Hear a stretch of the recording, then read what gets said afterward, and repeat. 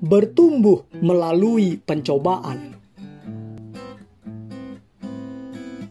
Shalom mitra produktif, masih bersama dengan saya, Pastor Tommy Ringo di Tahta Daud Channel dan Podcast Produktif dalam program 50 episode kehidupan yang dikendalikan oleh tujuan yang alkitabiah.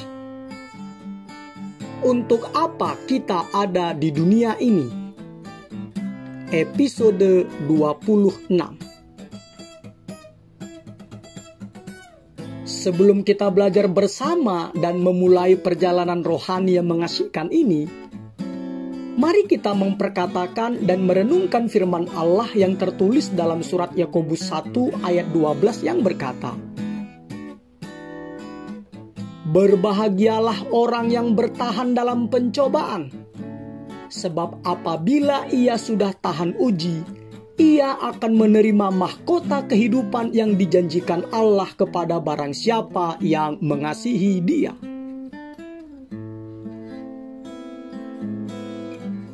Dari ayat-ayat tersebut kita diingatkan mitra produktif bahwa setiap pencobaan adalah kesempatan untuk melakukan kebaikan. Pencobaan tidak sama dengan ujian. Pencobaan adalah godaan, bujukan, rayuan untuk berbuat dosa. Pencobaan adalah ujian terhadap iman, seperti yang tertulis dalam surat Yakobus 1 ayat 2-3 yang berkata, "Saudara-saudaraku, anggaplah sebagai suatu kebahagiaan apabila kamu jatuh ke dalam berbagai-bagai pencobaan. Sebab kamu tahu bahwa ujian terhadap imanmu itu menghasilkan ketekunan." Dalam perjalanan menuju kedewasaan rohani, pencobaan dapat menjadi batu loncatan dan bukan batu sandungan. Pencobaan merupakan kesempatan untuk melakukan hal yang benar, sama seperti pencobaan juga merupakan kesempatan untuk melakukan hal yang salah. Pencobaan hanyalah memberikan pilihan kepada orang yang dicobainya. Meskipun pencobaan merupakan senjata utama iblis untuk menghancurkan Anda, namun Allah ingin menggunakannya untuk mengembangkan Anda. Karena setiap kali Anda memilih untuk berbuat baik dan bukannya dosa ketika Anda sedang dicobai, Anda sesungguhnya sedang bertumbuh dalam karakter Kristus. Salah satu gambaran yang ditulis paling singkat dan jelas tentang karakter Kristus adalah 9 buah roh. Seperti yang tertulis dalam surat Galatia 5 ayat 22-23 yang berkata, "Tetapi buah roh ialah kasih, sukacita, damai sejahtera, kesabaran, kemurahan, kebaikan, kesetiaan, kelemah lembutan, penguasaan diri."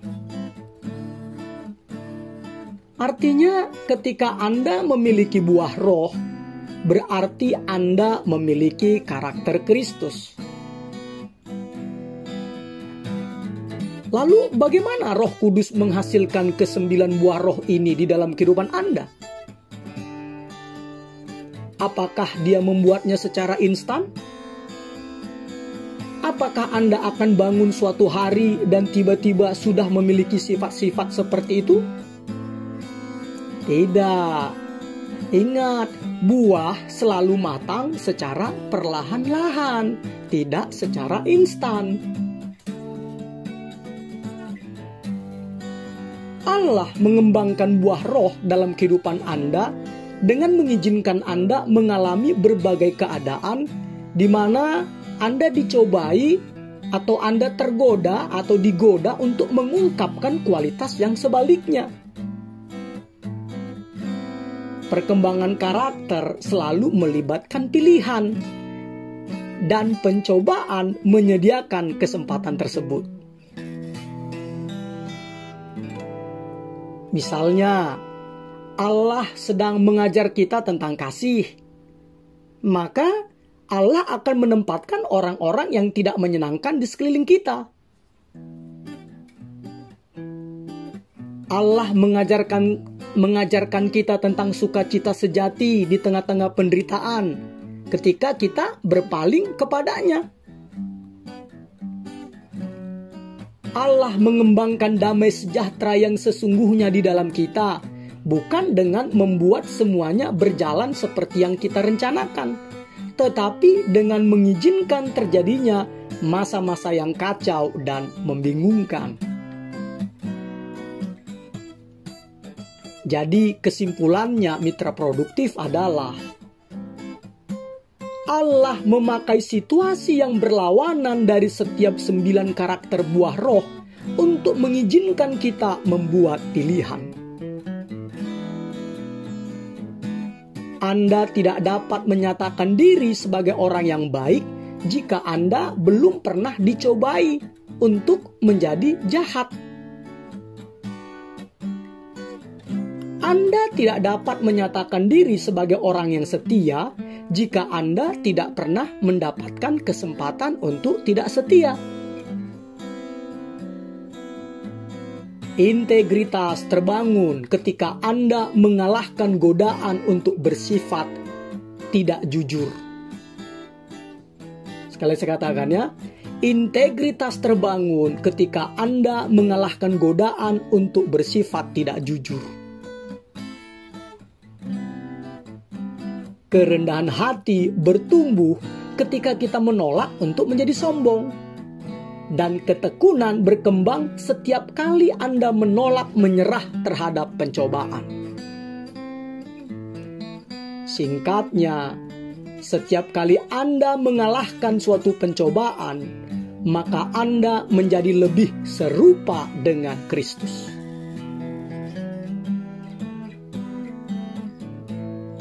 Bagaimana pencobaan bekerja?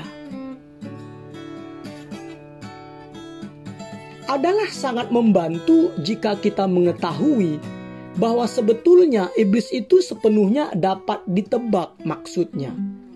2 Korintus 2 ayat 11, bandingkan juga dengan Yohanes 10 ayat 10a.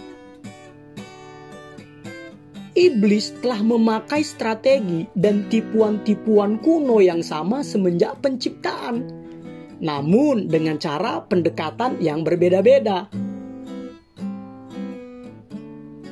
Dari Alkitab kita belajar bahwa pencobaan mengikuti suatu proses 4 langkah yang dipakai iblis untuk mencobai Adam dan Hawa, dan juga Yesus. Langkah pertama, iblis mengidentifikasi keinginan dalam hati Anda. Mungkin keinginan yang berdosa, seperti keinginan untuk membalas dendam atau untuk menguasai orang lain, atau mungkin keinginan yang logis dan normal, seperti keinginan untuk dikasihi dan dihargai, atau untuk merasakan kesenangan. Ingatlah, pencobaan dimulai ketika iblis mengusulkan dengan suatu pemikiran agar Anda menyerah pada sebuah keinginan yang jahat, atau agar Anda memenuhi suatu keinginan yang logis dan normal dengan cara yang salah atau pada waktu yang keliru. Jadi, waspadalah. Waspadalah selalu terhadap jalan pintas, karena hal-hal tersebut seringkali merupakan pencobaan. Kita berpikir bahwa pencobaan berada di luar, di sekeliling kita. Tetapi Allah berfirman bahwa pencobaan itu justru dimulai dari dalam diri kita. Jika Anda tidak memiliki keinginan dari dalam batin, maka pencobaan tersebut tidak dapat menarik perhatian Anda. Jadi, pencobaan selalu dimulai dari dalam hati dan pikiran Anda, bukan dalam situasi Anda. Injil Markus 7 ayat 21-23 berkata, sebab dari dalam, dari hati orang, timbul segala pikiran jahat, percabulan, pencurian, pembunuhan, perzinahan, keserakahan, kejahatan, kelicikan, hawa nafsu, iri hati, hujat, kesombongan, kebebalan. Semua hal-hal jahat ini timbul dari dalam dan menajiskan orang. Langkah kedua ialah keraguan. Iblis selalu berusaha membuat Anda meragukan apa yang telah Allah firmankan tentang dosa. Anda berpikir, apakah itu benar-benar salah? Apakah Allah benar-benar melarang kita melakukannya? Apakah larangan itu untuk orang lain atau waktu lain, atau untuk orang-orang di masa lampau? Apakah Allah tidak ingin aku berbahagia? Alkitab memperingatkan kita untuk selalu waspada. Surat Ibrani 3 ayat 12 berkata, waspadalah, hai saudara-saudara, supaya di antara kamu jangan terdapat seorang yang hatinya jahat dan yang tidak percaya oleh karena ia murtad dari Allah yang hidup.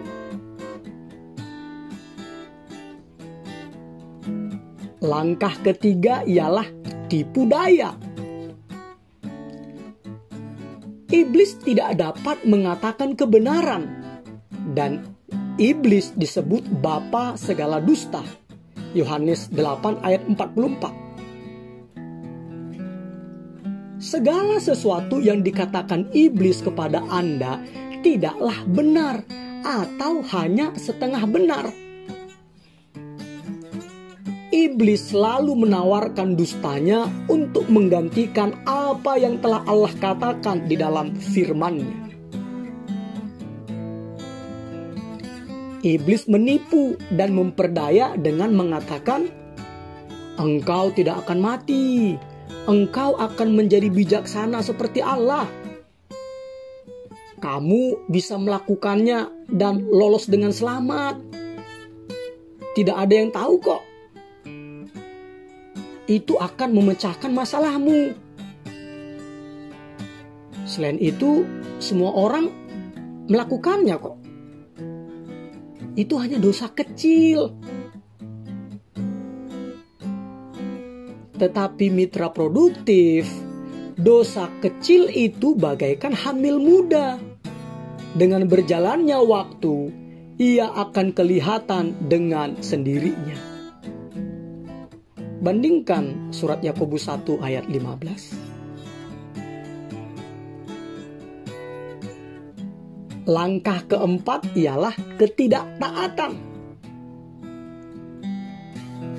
Pada akhirnya, Anda akan bertindak berdasarkan pemikiran yang selama ini Anda pertimbangkan di dalam benak Anda. Apa yang mulanya merupakan sebuah gagasan muncul menjadi perilaku. Anda menyerah kepada apapun yang menarik perhatian Anda. Sekali lagi saya katakannya, Anda menyerah kepada apapun yang menarik perhatian Anda. Anda mempercayai dusta iblis dan jatuh ke dalam perangkap yang telah diperingatkan surat Yakobus 1 ayat 13-15 yang berkata, apabila seorang dicobai, janganlah ia berkata, pencobaan ini datang dari Allah. Sebab Allah tidak dapat dicobai oleh yang jahat, dan ia sendiri tidak mencobai siapapun. Tetapi tiap-tiap orang dicobai oleh keinginannya sendiri, karena ia diseret dan dipikat olehnya. Dan apabila keinginan itu telah dibuahi, ia melahirkan dosa. Dan apabila dosa itu sudah matang, ia melahirkan maut. Mengalahkan pencobaan. Memahami cara kerja pencobaan sangatlah berguna, tetapi ada langkah-langkah khusus yang perlu Anda ambil untuk mengalahkannya. Pertama, jangan mau diintimidasi. Banyak orang Kristen ketakutan dan hilang semangat karena dikalahkan oleh pikiran-pikiran yang menghasut. Dengan merasa bersalah karena mereka tidak berada di luar jangkauan pencobaan. Mereka merasa malu karena terkena pencobaan. Inilah kesalahpahaman tentang kedewasaan.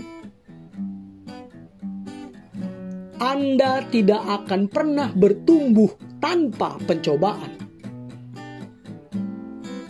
Iblis tidak perlu mencobai orang-orang yang sudah melakukan kehendaknya yang jahat. Mereka sudah menjadi milik iblis. Pencobaan adalah tanda bahwa iblis membenci Anda, bukan tanda kelemahan atau sifat keduniawian Anda. Pencobaan juga merupakan bagian yang normal dari kehidupan manusia yang hidup di dalam dunia yang berdosa ini. Jadi, janganlah terkejut atau berkecil hati karenanya, mitra produktif. Bersikaplah realistis terhadap pencobaan yang tidak dapat Anda hindari sepenuhnya. Karena dalam surat 1 Korintus 10 ayat 13 dikatakan pada waktu kamu dicobai, bukan dikatakan jika. Jadi artinya ada pencobaan-pencobaan yang tidak dapat kita hindari sepenuhnya.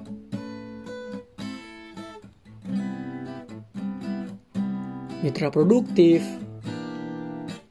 dicobai bukanlah sebuah dosa. Yesus dicobai, tetapi dia tidak berbuat dosa. Ibrani 4 ayat 15. Pencobaan menjadi dosa hanya bila Anda menyerah terhadapnya. Martin Luther berkata, Anda tidak dapat mencegah burung untuk terbang di atas kepala Anda. Tetapi Anda dapat mencegah burung tersebut membuat sarang dalam rambut Anda.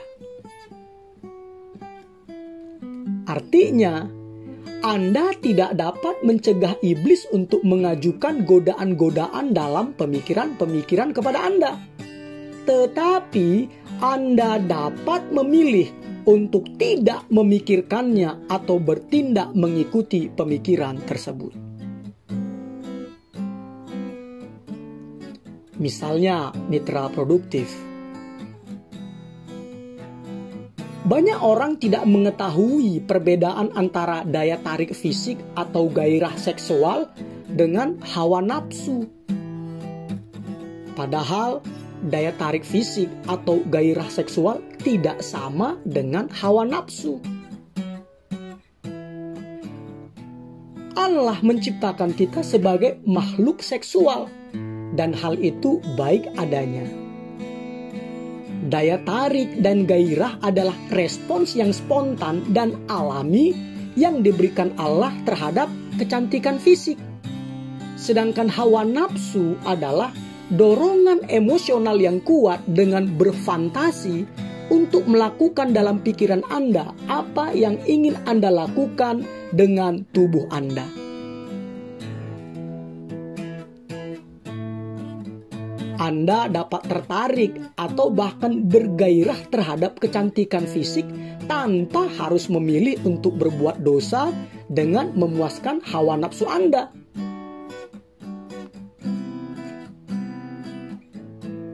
Banyak orang, terutama pria Kristen, merasa bersalah ketika hormon yang diberikan Allah kepada mereka sedang bekerja ketika memandang kecantikan fisik. Ketika mereka secara otomatis memperhatikan seorang wanita yang menarik, mereka menganggap itu sebagai hawa nafsu, merasa malu dan merasa bersalah atau terhukum. Tetapi daya tarik bukanlah hawa nafsu sampai Anda mulai berfantasi jahat di dalamnya.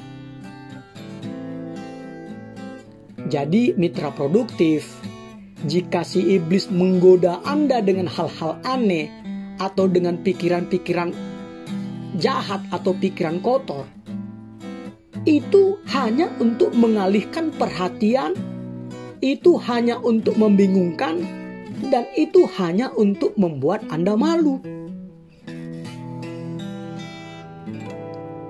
Daripada menghakimi diri sendiri ketika pikiran Anda lagi mengembara ke yang tidak-tidak, anggaplah itu pengalih perhatian dari iblis dan segeralah pusatkan kembali perhatian Anda kepada Allah.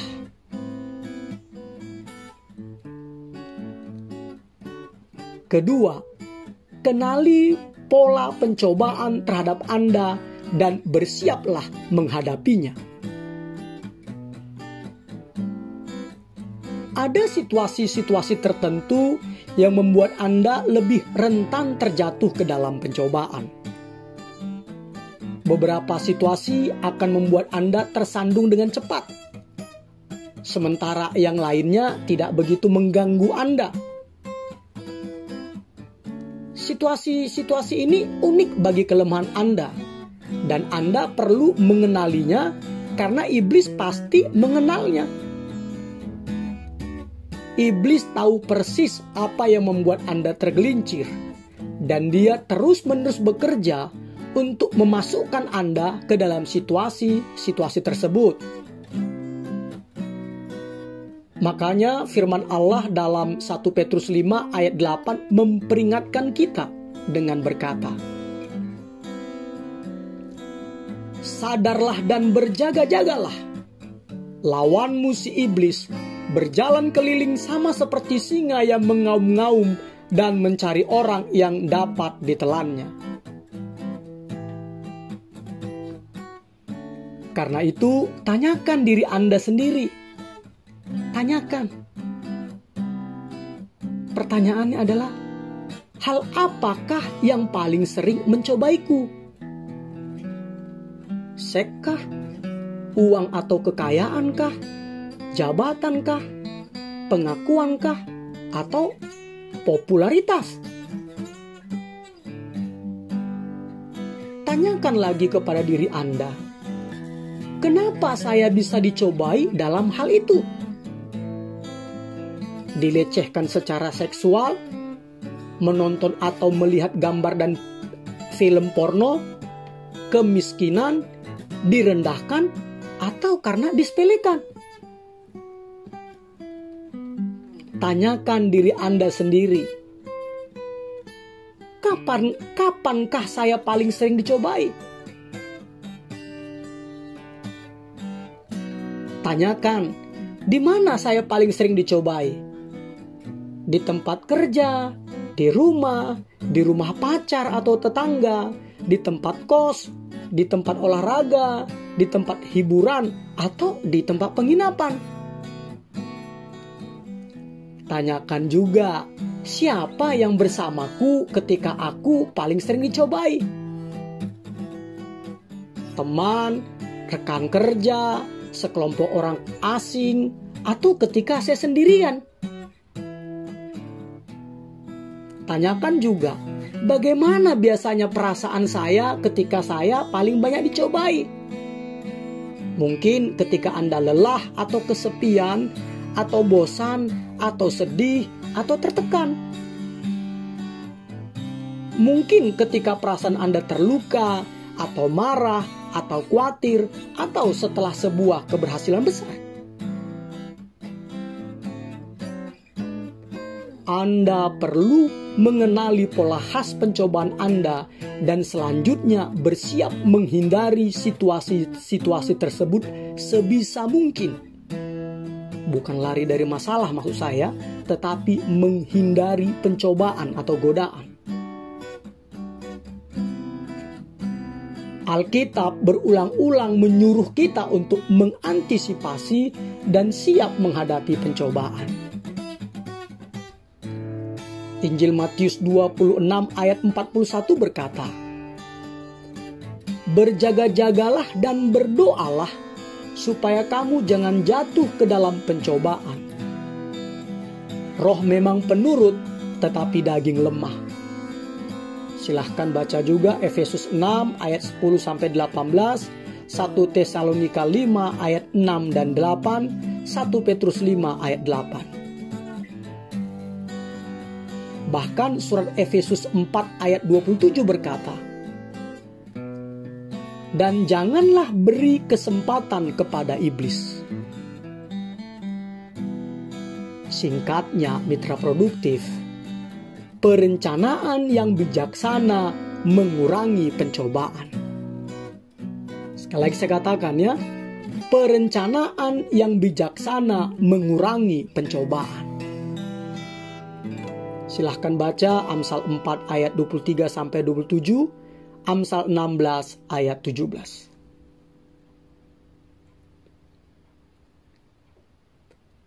Ketiga, mintalah pertolongan Allah. Allah ingin Anda meminta pertolongannya untuk mengatasi pencobaan yang Anda alami. Allah berfirman dalam kitab Mazmur 50 ayat 15. "Berserulah kepadaku pada waktu kesesakan, aku akan meluputkan engkau dan engkau akan memuliakan aku." Alkitab menjamin bahwa seruan kita minta tolong akan didengar karena Yesus peduli, karena Yesus bersimpati pada pergumulan kita. Yesus menghadapi pencobaan-pencobaan yang sama dengan kita. Yesus memahami kelemahan-kelemahan kita, karena Dia menghadapi pencobaan yang sama dengan yang kita hadapi. Hanya saja Yesus tidak berbuat dosa. Surat Ibrani 2 ayat 18 berkata, "Sebab oleh karena ia sendiri telah menderita karena pencobaan, maka ia dapat menolong mereka yang dicobai." Juga dalam surat Ibrani 14 ayat 15 berkata, "Sebab imam besar yang kita punya bukanlah imam besar yang tidak dapat turut merasakan kelemahan-kelemahan kita. Sebaliknya, sama dengan kita, ia telah dicobai, hanya tidak berbuat dosa." Namun mitra produktif, kita seringkali tidak berpaling kepada Allah ketika kita sedang menghadapi pencobaan. Jujur saja, pada saat-saat tertentu kita tidak ingin ditolong. Kita ingin menyerah pada pencobaan sekalipun kita tahu itu salah. Pada saat tertentu kita mengira bahwa kita lebih mengetahui apa yang terbaik bagi diri kita lebih daripada Allah. Pada saat yang lain, kita malu meminta pertolongan Allah karena kita tetap menyerah pada pencobaan yang sama secara berulang-ulang. Tetapi ingatlah, kasih, setia, dan kesabaran Allah tetap selamanya. 2 Timotius 2 ayat 13. Jika Anda harus berseru meminta pertolongan Allah 200 kali sehari untuk mengalahkan pencobaan tertentu, Allah akan tetap dengan senang hati memberikan rahmat dan kasih karunia. Jadi datanglah dengan berani. Mintalah kuasa kepada Allah untuk melakukan hal yang benar, dan nantikanlah Dia menyediakannya.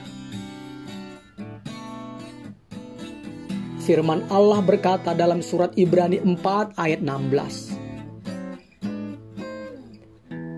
Sebab itu, marilah kita dengan penuh keberanian menghampiri tahta kasih karunia, supaya kita menerima rahmat dan menemukan kasih karunia untuk mendapat pertolongan kita pada waktunya.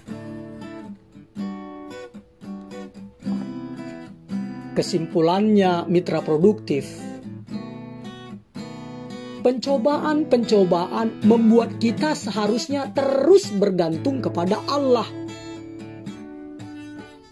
Sama seperti akar bertumbuh semakin kuat ketika angin bertiup kencang menerpa sebuah pohon. Begitu juga setiap kali Anda menghadapi sebuah pencobaan, Anda menjadi lebih serupa dengan Kristus. Ketika Anda tersandung, dan itu akan terjadi, itu tidaklah berakibat fatal. Jangan tunduk atau menyerah, mitra produktif. Pandanglah pada Allah, harapkanlah Dia untuk menolong Anda, dan ingatlah akan upah yang sedang menanti Anda. Seperti yang firman Allah katakan dalam surat Yakobus 1 ayat 12. Berbahagialah orang yang bertahan dalam pencobaan, sebab apabila ia sudah tahan uji, ia akan menerima mahkota kehidupan yang dijanjikan Allah kepada barang siapa yang mengasihi Dia.